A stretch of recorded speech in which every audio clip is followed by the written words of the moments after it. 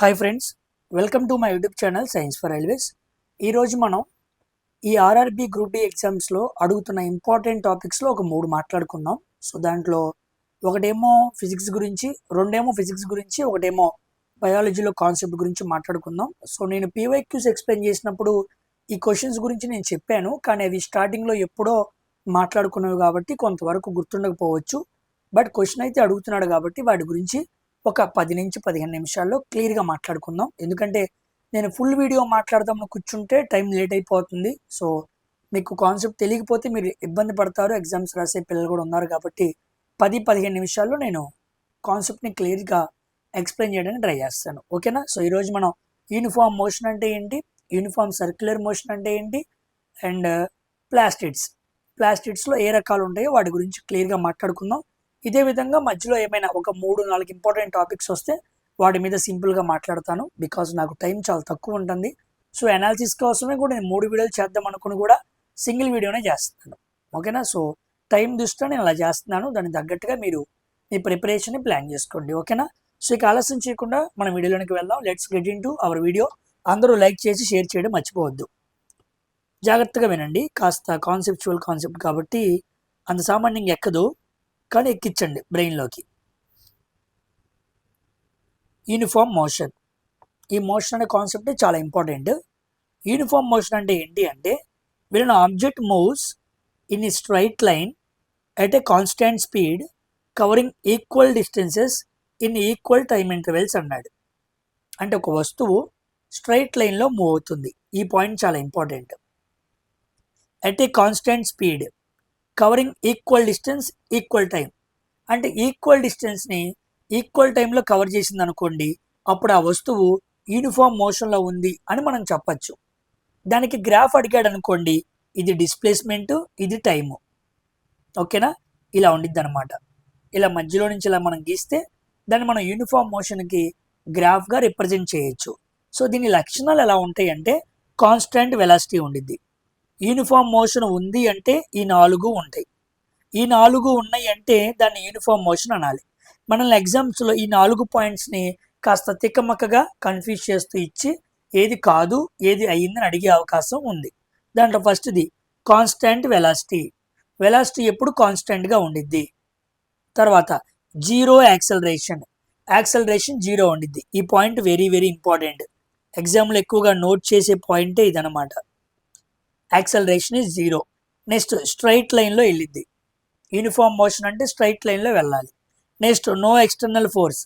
Already constant వెలాసిటీతో వెళ్తున్న వస్తువు మీదకి నువ్వు ఎక్స్టర్నల్గా ఏ ఫోర్సు అప్లై చేయాల్సిన పనేమీ లేదు. So no need of any external force. ఓకేనా? ఈ 4 గుర్తుపెట్టుకోండి. అయితే ఈ 4 గుర్తుపెట్టుకునే సమయంలో చాలామందికి అర్థం కాని పాయింట్ ఏంటంటే, సార్ కాన్స్టెంట్ స్పీడ్ అంటే ఏంటి, కాన్స్టెంట్ వెలాసిటీ అంటే ఏంటో చాలామందికి కన్ఫ్యూజ్ అవుతూ ఉంటారు. Let me give clarity. అది మీకు అర్థమైతే మీరు ఈజీగా ఆన్సర్ చేయగలరు. First, constant speed. Constant speed అంటే ఒక వ్యక్తి గుంటూరు నుంచి తెనాలి వెళ్తున్నాడు. ఏ స్పీడ్లో వెళ్తున్నాడు? 60 km/h స్పీడ్తో వెళ్తున్నాడు. కానీ గుంటూరు నుంచి తెనాలి వెళ్తున్నప్పుడు మధ్యలో టర్నింగ్స్ వస్తాయా? టర్నింగ్స్ వస్తూనే ఉంటాయి. అంటే వంపులు అనమాట. చాలా వరకు రోడ్డు స్ట్రైట్గా ఉండదు కదా, అక్కడక్కడ మలుపులు ఉంటాయి కదా. అంటే గుంటూరు నుంచి తెనాలికి ఒక వ్యక్తి 60 km స్పీడ్తో వస్తున్నాడు. ఆ వచ్చే రూటు స్ట్రైట్గా లేదు.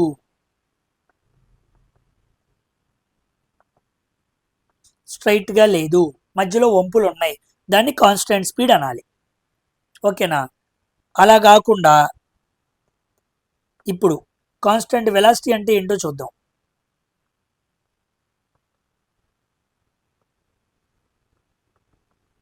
కాన్స్టెంట్ వెలాసిటీ అంటే అదే 60 km స్పీడ్తో ఇప్పుడు ఒక మనిషి వెళ్తున్నాడు, కానీ నో టర్నింగ్స్, అసలు వంపులే లేవు.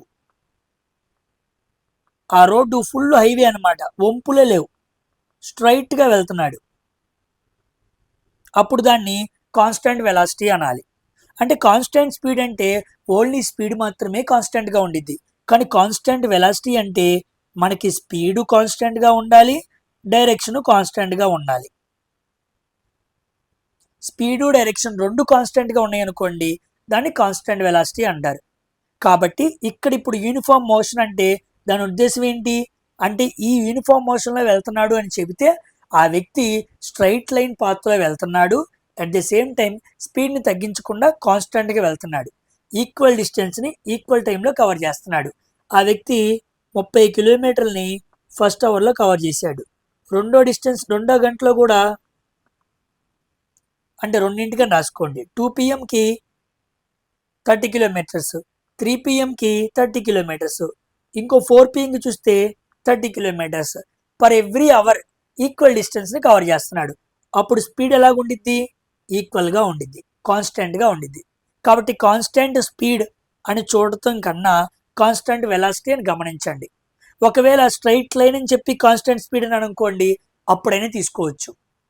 అర్థమైంది నేను చెప్పిన పాయింట్. కాన్స్టెంట్ వెలాసిటీ అంటాడు లేదా స్ట్రైట్ లైన్లో కాన్స్టెంట్ స్పీడ్ అంటాడు. అర్థం అదే. కన్ఫ్యూజ్ చేయడానికి పదాలు మారుస్తూ ఉంటాడనమాట. స్ట్రైట్ లైన్ అని చెప్పాడు కాబట్టి డైరెక్షన్ కాన్స్టెంట్ అని ఫిక్స్ చేశాడు. కాబట్టి ఎలా వాడినా సరే ఆ చెబుతున్న పదాలను గుర్తుపెట్టుకొని అది యూనిఫామ్ మోషనా కాదా అని మీరు కంక్లూజన్కి రావాలి. ఇప్పుడు ఎగ్జాంపుల్స్ చూద్దాం. ఇదిగోండి ఇవన్నీ కూడా యూనిఫామ్ మోషన్కి ఎగ్జాంపుల్. చూడండి, కాన్స్టెంట్ స్పీడ్ ఇచ్చాడు, స్ట్రైట్ ట్రాక్ అన్నాడు చూసాడా. Next, a car on a highway with cruise control on maintain same speed. Earth revolving around the sun nearly constant speed. Earth revolving around the sun మనం దేనికి ఎగ్జాంపుల్గా చూద్దామంటే ఇంకో దానికి ఎగ్జాంపుల్గా చూద్దాంలే.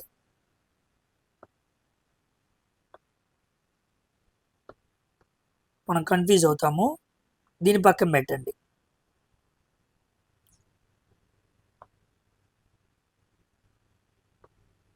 Next, ship sailing in the ocean, ఇదిగో steady speed.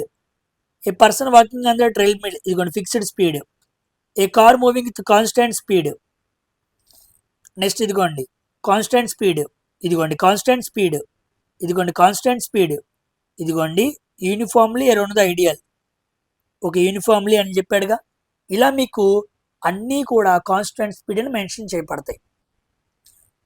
ఓకేనా. కానీ ఎగ్జాక్ట్గా దాని పదం కాన్స్టెంట్ వెలాసిటీ అనాలి లేదా constant speed in a straight line అనాలి. ఈ పదాలు వాడితే అది యూనిఫామ్ మోషన్కి ఎగ్జాంపుల్ అని గుర్తుపెట్టుకోండి.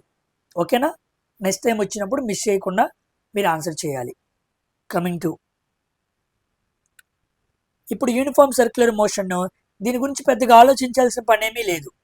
మనం యూనిఫామ్ మోషన్తో కంపేర్ చేసుకొని యూనిఫామ్ సర్క్యులర్ మోషన్ నేర్చుకుందాం, అప్పుడు ఈజీగా ఉండిద్ది. చూడండి, ఇక్కడ పాత్ స్ట్రైట్ లైన్లో ఉండాలి, ఇక్కడ పాత్ సర్క్యులర్ పాత్లో ఉండాలి. బికాజ్ సర్క్యులర్ మోషన్ అన్నాడు కాబట్టి. ఇక్కడ కాన్స్టెంట్, ఇదిగోండి constant speed, direction are both constant అన్నాడు చూసారా. ఇక్కడ కాన్స్టెంట్ వెలాసిటీ, యూనిఫామ్ మోషన్లో వెలాసిటీ ఎలా ఉండిద్ది? కాన్స్టెంట్గా ఉండిద్ది. దాని అర్థం ఏంటి? స్పీడ్ డైరెక్షన్ రెండు కాన్స్టెంట్గా ఉంటాయి అని అర్థం. కానీ ఇక్కడ చూసారా, యూనిఫామ్ సర్క్యులర్ మోషన్లో ఏమైంది? వెలాసిటీ వేరియబుల్ అయింది. అంటే స్పీడ్ మాత్రమే కాన్స్టెంట్ ఉంది, కానీ డైరెక్షన్ మారుతుంది. అంతే కదా. సర్కిల్లో తిరుగుతున్నప్పుడు ఒకే డైరెక్షన్లో వెళ్తాడా? ప్రతిసారికి డైరెక్షన్ ఏమవుతుండిద్ది? మారుతూ ఉండిద్ది. అర్థమైందా? స్ట్రైట్ లైన్లో వెళ్తే ఒకే డైరెక్షన్ అనాలి, సర్కిల్లో తిరుగుతున్నప్పుడు డైరెక్షన్ ఒకటే అనకూడదు, అది మారుతూ ఉండిద్ది అనమాట. ఇక్కడ జీరో యాక్సలరేషను, ఇక్కడ నాన్ జీరో యాక్సలరేషన్. అది కూడా పేరు ఏంటి అంటే సెంట్రిపెటల్ యాక్సలరేషన్. త్వరణం వస్తువుని లోపలికి లాగుతూ ఉండిద్ది, సెంటర్ వైపుకు లాగుతూ ఉండిద్ది. నెక్స్ట్, ఇక్కడ డైరెక్షన్ కాన్స్టెంట్గా ఉండిద్ది, ఇక్కడ చేంజెస్ కంటిన్యూస్లీ. ఈ 4 అడుగుతాడు.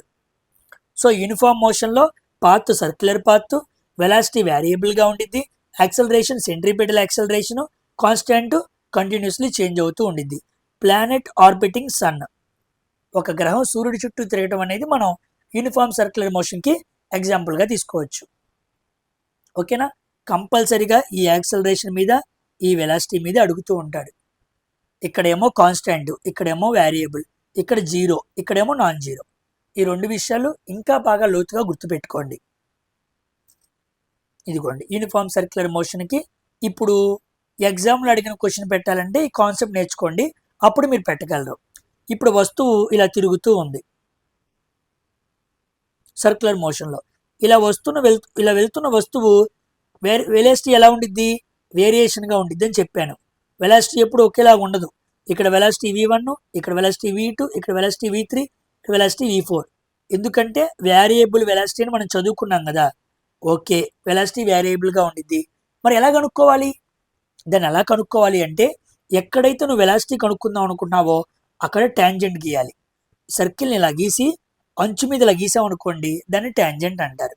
ఇక్కడ వెలాసిటీకి వేయాలనుకోండి, ట్యాంజెంట్ గీయాలి. ఇక్కడ వెలాసిటీ తెలుసుకోవాలనుకోండి, ట్యాంజెంట్ గీయాలి. ఇక్కడ వెలాసిటీ తెలుసుకోవాలనుకోండి, ట్యాంజెంట్ గీయాలి. కాబట్టి ఇక్కడ ఉండే వెలాసిటీని ఏమంటారంటే ట్యాంజెంటియల్ వెలాసిటీ అంటారు. సో సర్క్యులర్ మోషన్లో ఉండే వెలాసిటీ ఏ velocity? Tangential velocity. Acceleration centripetal acceleration. ఓకేనా? అర్థమైందా పాయింట్? ఎప్పుడైనా ఇలా గీయాలి. యాక్సలరేషన్ కానీ లేదా ఫోర్స్ కానీ రెండు లోపలికే పనిచేస్తూ ఉంటాయి. ఇక్కడ చూడండి, ఇక్కడ రాశాడా ఇన్వార్డ్స్, కేంద్రం వైపుకు పనిచేస్తూ ఉంటాయి అన్నమాట. కేంద్రం వైపు పనిచేస్తే దాన్ని సెంట్రిపెటల్ అంటాడు. కాబట్టి రేపు ఎప్పుడైనా యాక్సలరేషన్ ఎలా ఉండిద్ది అంటే సెంట్రిపెటల్ యాక్సలరేషన్ అని చెప్పాలి. ఫోర్స్ అడిగాడు అనుకోండి, అప్పుడు కూడా సెంట్రిపెటల్ ఫోర్స్ అని చెప్పాలి. ఓకేనా? అడుగుతాడు, యూనిఫామ్ సర్క్యులర్ మోషన్లో యాక్సలరేషన్ ఫోర్స్ డైరెక్షన్ రెండు ఎలా ఉంటాయి? ఈక్వల్గా ఉంటాయా, ఆపోజిట్గా ఉంటాయా, కొంతసేపు ఈక్వల్గా కొంతసేపు ఆపోజిట్గా ఉంటాయా అని అడగచ్చు. ఇదిగోండి, రెండు ఎప్పుడు కూడా ఈక్వల్గా ఉంటాయి. అవి కూడా రెండు కేంద్రం వైపుకి పనిచేస్తూ ఉంటాయి అని గుర్తుపెట్టుకోండి. ఓకేనా? ఇప్పుడు రండి క్వశ్చన్ దగ్గరికి. ఇప్పుడు చూడండి, ఈజీగా ఆన్సర్ చేస్తారు. The direction of velocity in uniform circular motion అన్నాడు. Direction of velocity towards the radius of the circle కాదు, towards the tangent of the circle. Yes, B option is the correct answer. Velocity ఎలా ఉండిద్ది? Tangent, సర్కిల్కి tangent గీస్తే tangent ఎటువైపు ఉండిద్దో అటువైపు velocity ఉండిద్ది. అదనమాట. అవే ఫ్రమ్ ద సెంటర్ కాదు, టువార్డ్స్ ద సెంటర్ కాదు. When you know the concept very well, you can answer any type of question. మనకి కాన్సెప్ట్ తెలియకే మనం ఇబ్బంది పడుతున్నాం. ఇప్పుడు కాన్సెప్ట్ నేర్చుకున్నారు, ఈజీగా ఆన్సర్ చేయగలిగారు. చూసారా? ఇదనమాట యూనిఫామ్ మోషను, యూనిఫామ్ సర్క్యులర్ మోషన్కి. ఐ హోప్ మీకు అర్థమైంది అనుకుంటున్నాను. తర్వాత అయాన్స్ గురించి మాట్లాడాలి. ఓకే, కెమిస్ట్రీ టాపిక్ ఒకటి ఉందని చెప్పడం మర్చిపోయాను. అయాన్స్, ఇదిగోండి, ఎగ్జామ్స్లో అయాన్స్ మీద అడుగుతున్నాడు. వీటిని +1 ఛార్జ్ అయాన్స్ అంటారు, గుర్తుపెట్టుకోండి. Ammonium, copper, lithium, potassium, silver, sodium ఇవన్నీ ఒక్కొక్క ఎలక్ట్రాన్ని ఇవ్వగలవు. ఒక ఎలక్ట్రాన్ లాస్ అయితే దాన్ని క్యాటయాన్ అంటారు, పాజిటివ్ అయాన్ అంటారు. ఇదిగోండి NH4+, ఇక్కడ 4 ఉంది కాబట్టి 4 ఎలక్ట్రాన్స్ ఇచ్చింది అనుకోవద్దు. ఓకేనా? నాకు ఫుల్ కోల్డ్గా ఉంది, అందుకే నా మాట మారిపోతుంది, మాట్లాడలేకపోతున్నాను. కాస్త అడ్జస్ట్ చేసుకోండి. ఓకేనా? కళ్ళమ్మట ముక్కమట కారిపోతుంది నాకు.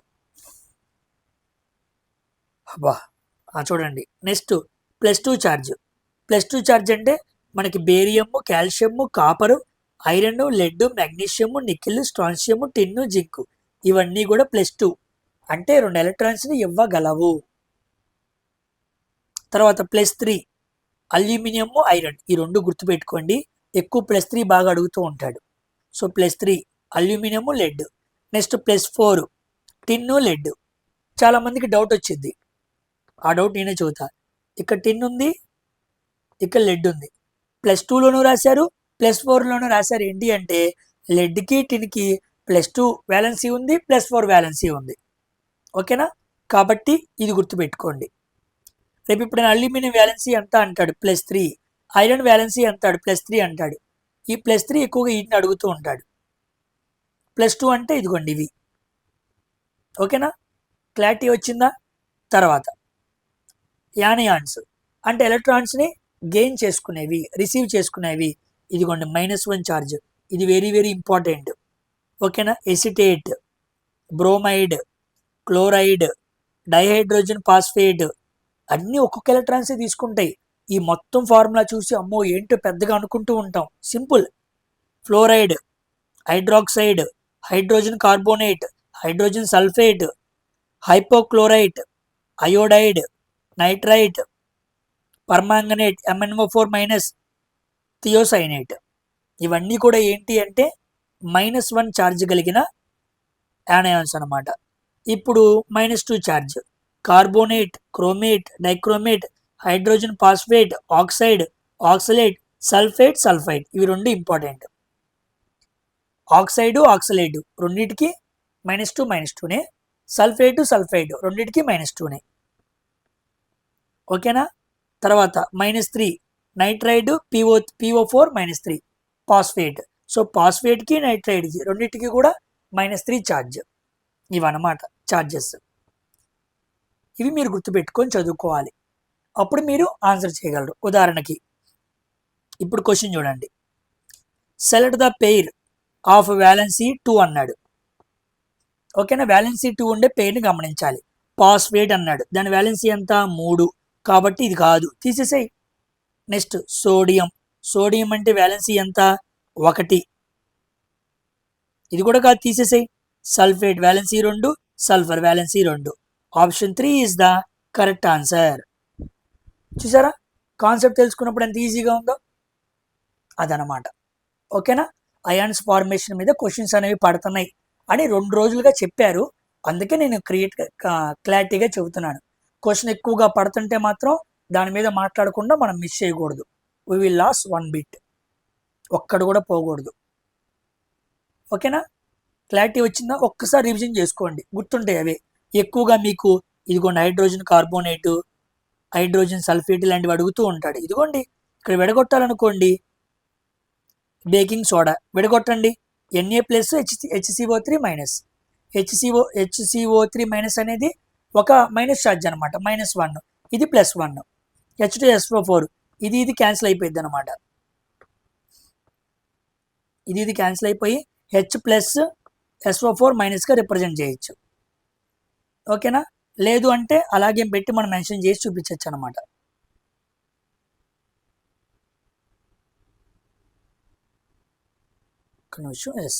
H+2SO4- రిప్రజెంట్ చేయొచ్చు. ఇలా మనం ఏదైనా విడగొట్టుకోవచ్చు, సింపుల్. మనకి ఇది ఒక ఎలక్ట్రాన్ ఇస్తే ఇది ఒక ఎలక్ట్రాన్ తీసుకునేదనే విషయం తెలియాలి, ఇది 2 ఇస్తే ఇది 2 తీసుకునేదనే విషయం తెలియాలి. ఆ వ్యాలెన్సీ ఎంతో తెలిస్తే చాలు. వాటిపైన ఛార్జీలు మీరు బాగా గమనించారనుకోండి, అప్పుడు బాండ్ ఫార్మేషన్ మీకు ఈజీ అయింది. ఇది కెమికల్ బాండింగ్లో ఉండిద్ది అనమాట. ఓకేనా. కమింగ్ టు ఇప్పుడు ఒక బయాలజీ కాన్సెప్ట్ మాట్లాడుకుందాం. ఒక ఫిజిక్స్ కాన్సెప్ట్, ఒక కెమిస్ట్రీ కాన్సెప్ట్, ఇప్పుడు బయాలజీ కాన్సెప్ట్. ప్లాస్టిడ్స్లో ఇన్ని రకాలు ఉంటాయి అన్నమాట. అసలు ముందు ప్లాస్టిడ్స్ అనేది ఏంటి దాని సంగతి చూసొద్దాం. Plastids are double membrane organelles found in the plant and algae సెల్స్లో ఉంటాయి. అంటే ప్లాంట్ సెల్లోను ఆల్గే సెల్లోను ఉండే డబుల్ మెంబ్రెయిన్ ఆర్గానెల్స్ ఏమంటారు? ప్లాస్టిడ్స్ అంటారు. Responsible for creating and storing ఫుడ్ని క్రియేట్ చేయాలన్నా, ప్రొడ్యూస్ చేయాలన్నా, స్టోర్ చేసుకోవాలన్నా ఇది ఉపయోగపడుతూ ఉండిద్ది అనమాట. అందుకే దీన్ని kitchen house of the cell అంటారు. ఓకే, క్లారిటీ వచ్చింది. ఈ ప్లాస్టిడ్స్లో రకాలు ఉన్నాయి. ఇదిగోండి, ఇటియోప్లాస్ట్, క్రోమోప్లాస్ట్, క్లోరోప్లాస్ట్, ల్యూకోప్లాస్ట్, ఎమైలోప్లాస్ట్, ఎలైలియోప్లాస్ట్, ప్రోటీనోప్లాస్ట్. ఓకేనా. సో ఇవి మనం చూద్దాం. ఎగ్జామ్లో ఈరోజు ల్యూకోప్లాస్ట్ అంటే ఏంటి అని ఎగ్జామ్లో అడిగాడు, దాని పని ఏంటి అన్నాడు. ఆల్రెడీ నేను పేపర్లో ఎక్స్ప్లెయిన్ చేశాను, ఇక్కడ జాగ్రత్తగా చూడండి. ఇటియోప్లాస్ట్ అంటే అర్థం ఏంటి అంటే plants grow in the dark. ఏ మొక్కలు చీకటిలో పెరుగుతూ ఉంటాయో ఆ మొక్కల్లో ఇటియోప్లాస్ట్ ఉండిద్ది. ఓకేనా. తర్వాత ఎప్పుడైతే ఆ మొక్కల మీద లైట్ పడిద్దో ఇటియోప్లాస్ట్ కాస్త క్లోరోప్లాస్ట్గా ఫామ్ అయింది అనమాట. ఓకేనా. సో క్లోరోప్లాస్ట్ ఎక్కడి నుంచో రాదు, ఇటియోప్లాస్ట్ నుంచి వచ్చింది. చీకట్లో ఉండే మొక్కలు ఎప్పుడైతే లైట్ని ఎక్స్పోజ్ చేస్తాయో then etioplast will be converted into chloroplast. ఓకేనా, క్లోరోప్లాస్ట్. తర్వాత మనకి ప్లాస్టిడ్స్లో చాలా ముఖ్యమైన భాగాలు 3 ఉంటాయి. ఆ 3 భాగాలు ఇవే అన్నమాట. ప్లాస్టిడ్స్ ఎన్ని రకాలు అంటే 3 రకాలని చెప్పండి. ఫస్ట్ది క్రోమోప్లాస్ట్. ఇదిగోండి క్రోమోప్లాస్ట్. క్రోమో అంటే కలర్, దాని అర్థం అదనమాట. సో ఇట్లా కెరాటినాయిడ్స్ ఉంటాయి. కెరాటినాయిడ్స్ అంటే ఏంటి? కెరోటిన్స్, జాంతోఫిల్స్ కలిపి మనం వాటిని ఏమనాలి? కెరోటినాయిడ్స్ అనాలి. ఇవి ఫ్లవర్స్కి, ప్లాంట్స్కి, వెజిటేబుల్స్కి, ఫ్రూట్స్కి కలర్స్ని ప్రొవైడ్ చేస్తాయి. ఎల్లో, గ్రీన్ కాదు, ఎల్లో, ఆరెంజ్, ఇలా కొన్ని కలర్స్ అనమాట. అలాంటి కలర్స్ని ప్రొవైడ్ చేయడానికి అవి వెజిటేబుల్స్ కానీ, ఫ్రూట్స్ కానీ, ఫ్లవర్స్ కానీ వాటికి కలర్ని ప్రొవైడ్ చేసేవి క్రోమోప్లాస్ట్. ఓకేనా? వాటిలో కెరోటిన్స్ ఉంటాయి. కెరోటిన్ అంటే ఎక్కడ ఉండిద్ది? క్యారెట్ అనమాట. అలాగా.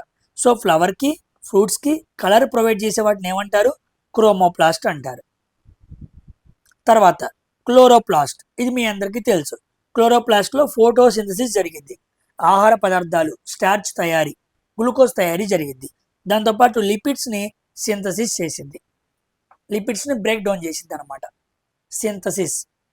ఈ 2 పనులు కూడా మనకి క్లోరోప్లాస్ట్లో జరుగుతాయి. తర్వాత ల్యూకోప్లాస్ట్. ఈరోజు ఎగ్జామ్లో అడిగింది అదే. ల్యూకోప్లాస్ట్ ఎందుకు అంటే స్టోరేజ్ కోసం. తయారు చేసాం కదా, మనం ఏం చేస్తాం? వంటగదిలో తయారు చేసుకున్న ఆహార పదార్థాలను వండి పడేస్తామా? పడేయం కదా, స్టోర్ చేసుకుంటాం కదా. అలాగనమాట. ఒక ఫ్రిడ్జ్ లాగా, వంటగదిలో ఫ్రిడ్జ్ లాగా, ప్లాస్టిక్స్లో ల్యూకోప్లాస్ట్ అలాగా. ఓకేనా? దీనికి ఎటువంటి కలర్ ఉండదు. ల్యూకో అంటే వైట్, నో కలర్ అని కూడా మాట్లాడుకోవచ్చు. దీని లోపల 3 భాగాలు ఉంటాయి. ఓకేనా? దీని లోపల ఉండే 3 భాగాలే ఈ 3 అనమాట.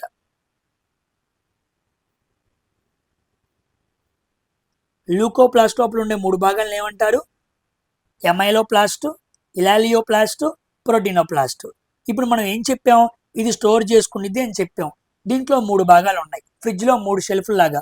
ఒక ప్రాంతంలో గ్లూకోజ్ అంటే స్టార్చ్ని స్టోర్ చేస్తాను, అందుకే ఎమైలోప్లాస్ట్ అన్నాడు. ఒక చోట ఫ్యాట్స్ని స్టోర్ చేస్తాను, లిపిడ్స్, ఎలాలియోప్లాస్ట్ అంటారు. ఒక చోట ప్రోటీన్స్ని స్టోర్ చేస్తాను, దాన్ని ప్రోటీనోప్లాస్ట్ అంటారు. కాబట్టి స్టార్చ్ని, లిపిడ్స్ని, ప్రోటీన్స్ని తయారు చేయబడిన తర్వాత, డైజెషన్ జరిగిన తర్వాత ఇలా మారిపోతాయి కదా సింప్లర్ ఫామ్స్లో. వాటిని మన బాడీలో అక్కడ ఆయా ప్రాంతాల్లో స్టోర్ చేసుకోవడానికి ల్యూకోప్లాస్ట్ ఉపయోగపడుతుంది. That is called storage. ఇదన్నమాట ప్లాస్టిడ్స్ అనే భాగం. ఓకేనా?